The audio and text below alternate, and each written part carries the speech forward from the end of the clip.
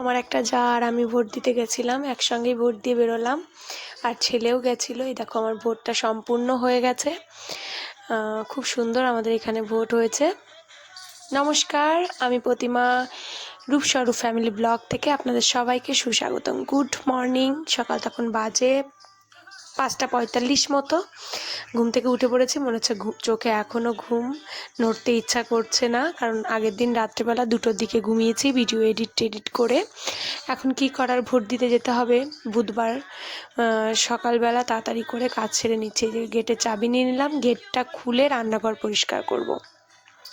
আমাদের এদিকে ভোট আমি আগের দিন থেকেই মন্তব্য করে রেখেছিলাম যে সকাল সকাল গিয়ে ভোটটা দেব, কিন্তু দুর্ভাগ্যবশত দেখো আমি সেই আগের দিন রাত্রেবেলা দেরি করে ঘুমালাম। এবার পরের দিন সকালবেলা তাড়াতাড়ি কী করে উঠব, তবু অ্যালার্ম দিয়ে রেখেছি 5টার সময়। 2বার অ্যালার্ম বাজলো। তারপরে গিয়ে অ্যালার্মটা যেই লাস্ট 5:45 বাজে অ্যালার্ম বাজলো, তখন লাফ দিয়ে উঠলাম। উঠে আস্তে আস্তে কাজগুলো সারছি, মনে হচ্ছে যেন গায়ে কোনো জোর নেই আমার। আপনাদেরও নিশ্চয়ই এরকম হয় রাত্রেবেলা ঘুম না হলে। কিন্তু সকালবেলা আমি যদি 7টা-8টার দিকে উঠতাম তাহলে আবার কিছুই হতো না। এইখানে আমার রান্নাঘরে ঢুকলাম, থালা বাসনগুলো সমস্ত গুছিয়ে নিচ্ছি। আগের দিন বানিয়েছিলাম রুটি আর আলু চচ্চড়ি। আলু চচ্চড়ি আর রুটিটা ছিল, আমি ফ্রিজে উঠিয়েছিলাম না, বৃষ্টি হচ্ছিলো, একটু ঠান্ডা ঠান্ডা ছিল, আমি বাইরেই থাক তাড়াতাড়ি করে সেটাকে আগে ফ্রিজে ঢুকালাম।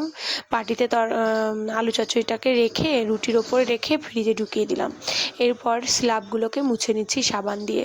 আমি রোজই সাবান দিই, কারণ এঁঠো জিনিস থাকে, তার উপর দিয়ে আরশোলা টিকটিকি এগুলো তো ঘুরে বেড়াই। আর আমার বাড়িতে বাচ্চা আছে, আমাকে তো পরিষ্কার করতে হবেই। আপনারাও নিশ্চয়ই এটা বোঝেন।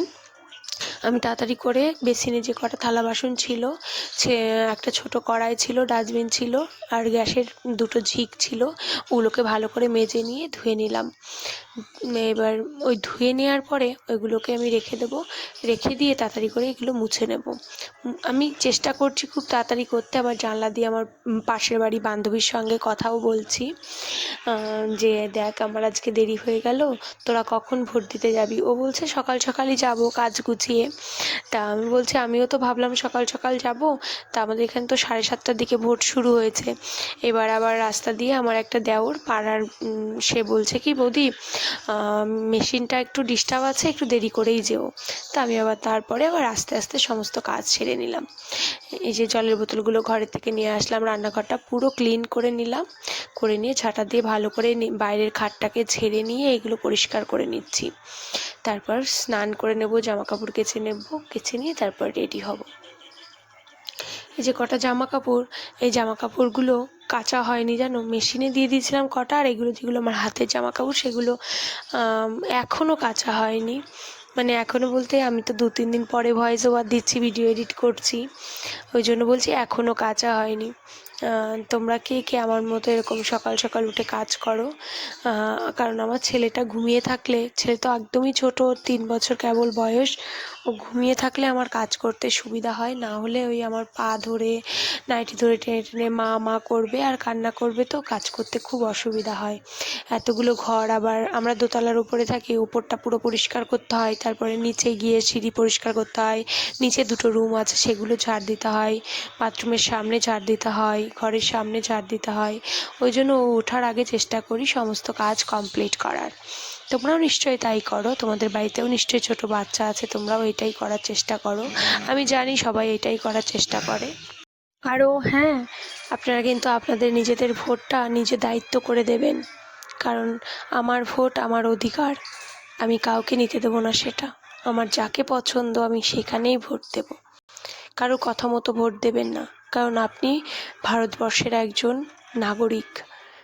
আমার জন্য একজন এমএলএ, একজন মন্ত্রী হতে পারছে, তাহলে আমার ভোটটা আমি জ্ঞানশূন্যভাবে নিশ্চয়ই দেব না, সঠিক বিচার করেই ভোটটা দেব।